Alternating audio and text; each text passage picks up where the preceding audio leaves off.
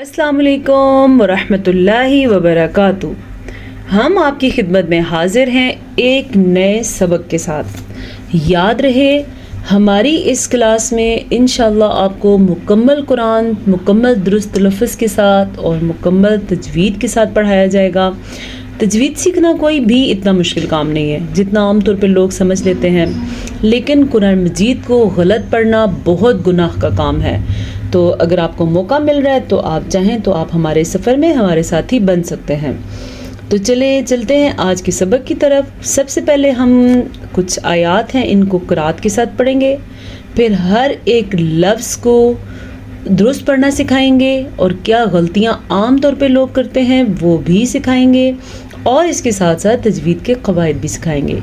Class के आखिर में तजवीद के कवायद कॉपी पे या बोर्ड पे सिखाए जाते हैं, तो अगर आप सीखना चाहें तो हमारे साथ रहें। तो चलें स्टार्ट करते हैं क्लास को। सबसे पहले अऊज़ु बिल्लाहि मिनश शैतानिर रजीम, बिस्मिल्लाहिर रहमानिर रहीम, फज़रहुम हत्ता युलाक़ू यौमहुमुल्लज़ी फ़ीहि युस्अक़ून, यौम ला युग़नी अन्हुम कैदुहुम शैअन वला हुम युन्सरून, व इन्न लिल्लज़ीना ज़लमू अज़ाबन दून ज़ालिक वलाकिन्न अक्सरहुम ला यअलमून, वस्बिर लिहुक्मि रब्बिक फ़इन्नक बिअअयुनिना वसब्बिह बिहम्दि रब्बिक हीन तक़ूम, वमिनल लैलि फसब्बिहहु व इदबारन नुजूम, सदक़ल्लाहु मौलानल अज़ीम। फ़ज़रहुम हत्ता युलाक़ू, फ़ज़रहुम रॉ को पुर पढ़ेंगे। याद रखें आम तौर पे ये कायदा है, रा के ऊपर ज़बर और पेश होगी तो रा पुर पढ़ी जाएगी, अगर रा के नीचे ज़ेर होगी तो रा बारीक पढ़ी जाएगी।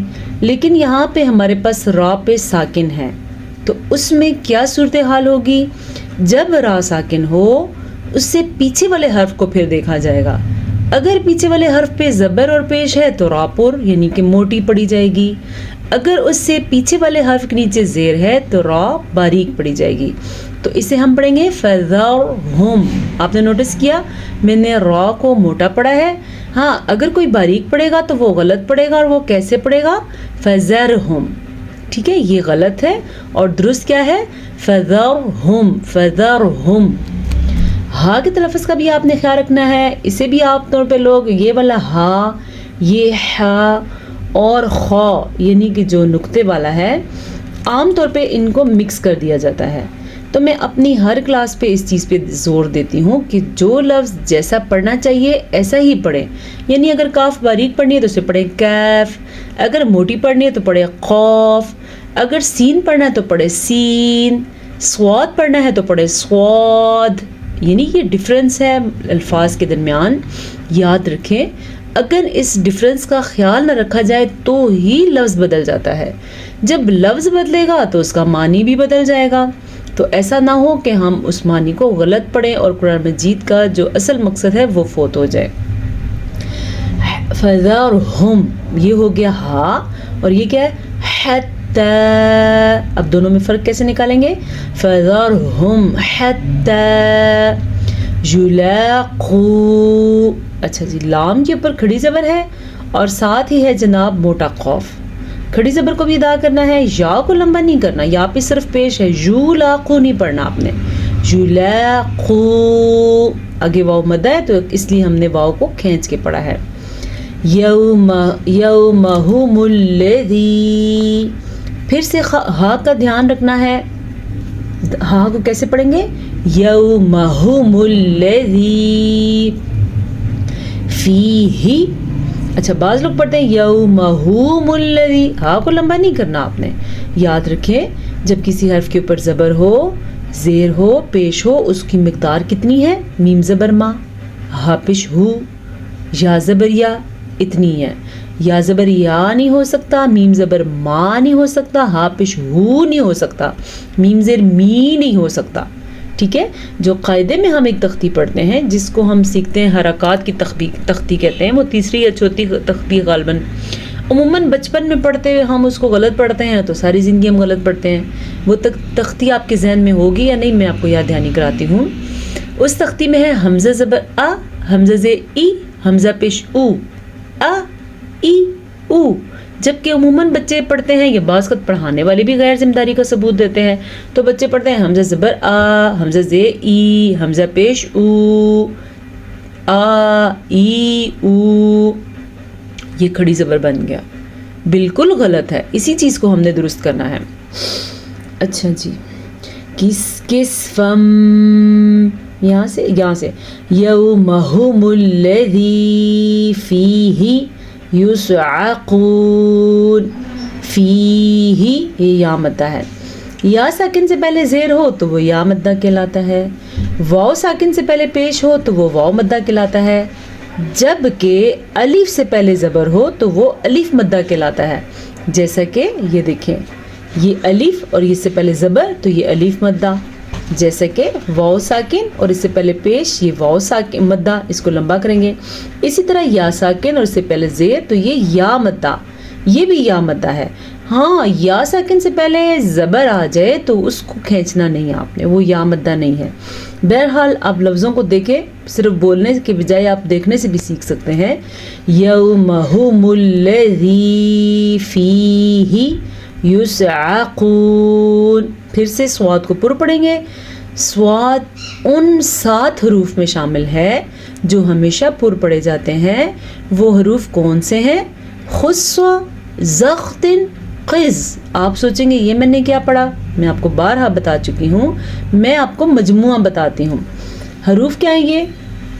خا، صاد، ضاد، غین، طا، قاف، ظا.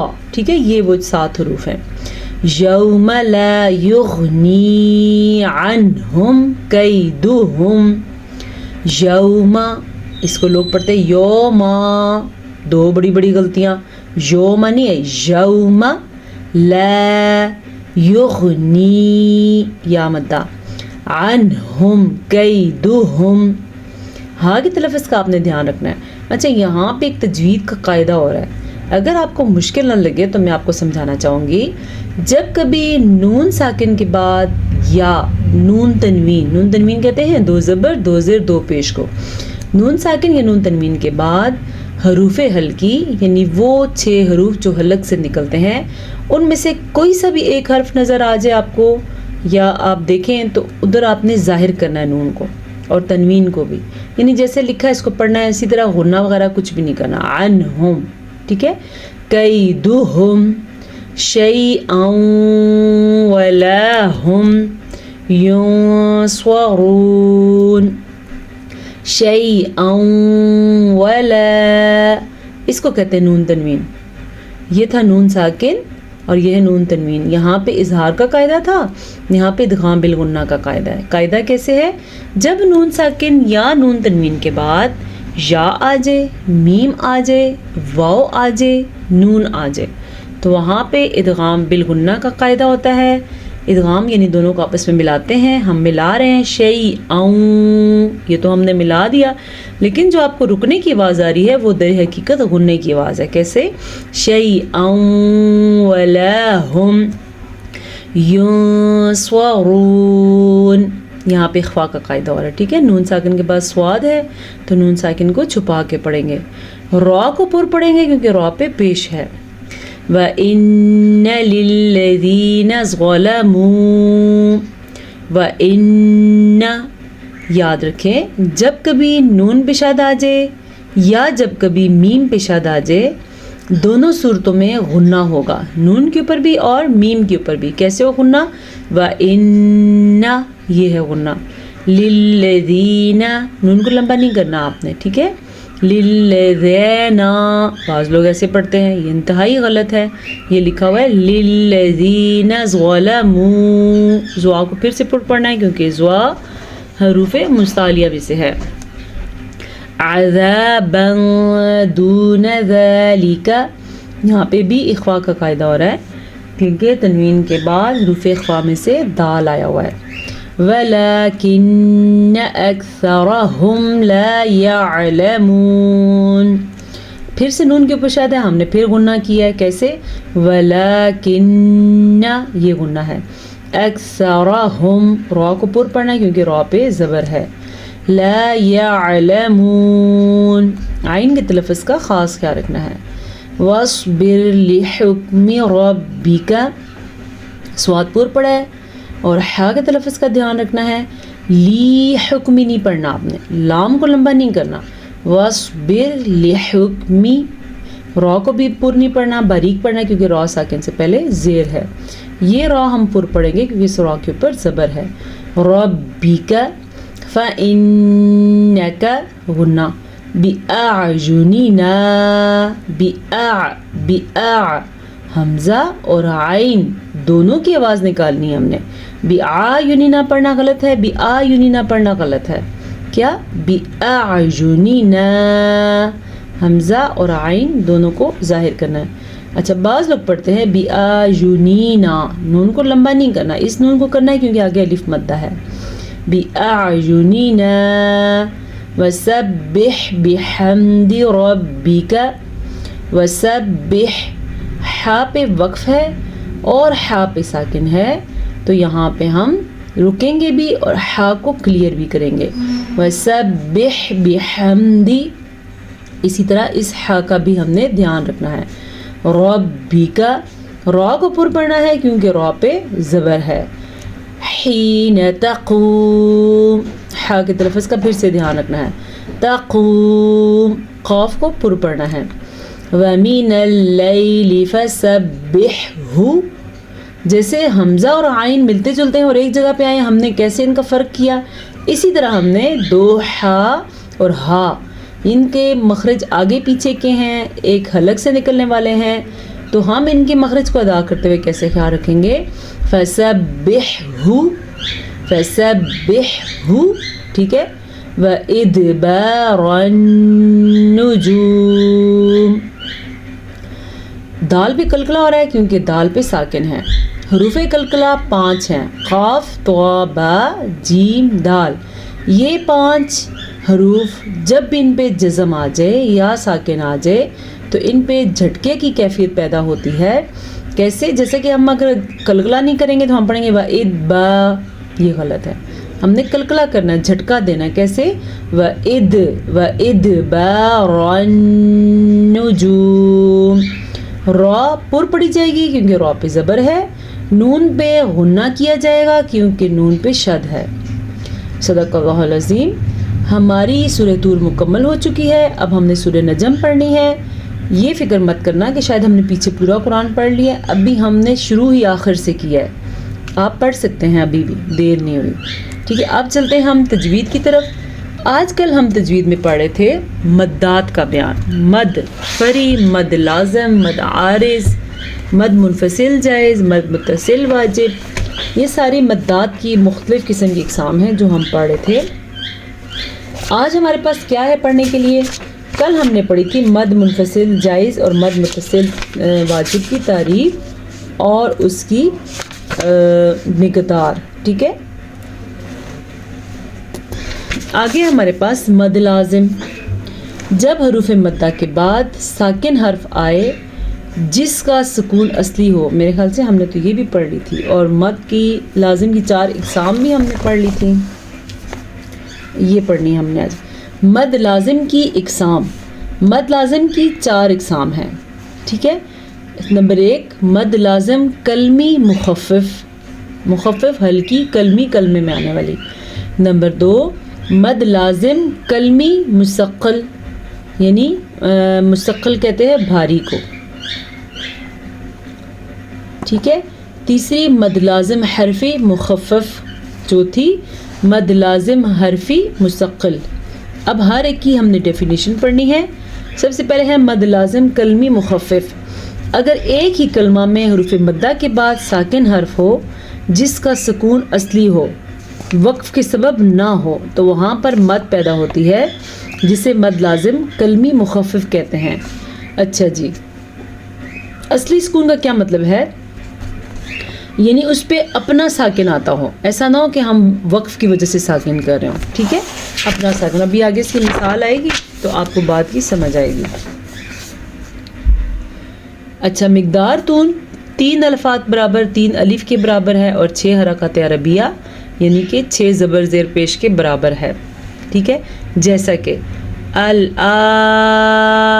آنا، یہ میں نے مد جو ہے غلط جگہ پہ لگائی ہوئی ہے، ادھر مد آتی ہے. یہ دیکھیں، میں دوبارہ لکھ لیتی ہوں. یہ ایسے ہے، حروف مدہ کے بعد ساکن حرف آ جائے تو وہاں پہ اس مد کی مقدار لمبی ہو جائے گی. آنا، ٹھیک ہے، یہ اس طرح اس کی مقدار ہوگی. دوسری کیا ہے؟ مد لازم کلمی مستقل. جب ایک ہی کلمہ میں حروف مدہ کے بعد سکون مدغم آ جائے یعنی کہ مشدد حرف آ جائے تو وہاں پر یہ مد پیدا ہوتی ہے جس کو مد لازم کلمی مستقل کہتے ہیں. ایک ہی کلمہ میں اس کی مقدار کتنی ہے؟ 3 الفات کے برابر یعنی کہ 3 الف مدہ کے برابر اور 6 حرکات عربیہ کے برابر، 6 کھڑے زبر زیر پیش کے برابر. کیسے؟ جیسا کہ یہ ہے الف حروف مدہ اور اس کے بعد مشدد حرف آ گیا ہے تو یہ مد یہاں پہ پیدا ہوگی. اس کو کیسے ادا کریں گے؟ دابتن. ٹھیک ہے، اسی طرح تحجونی،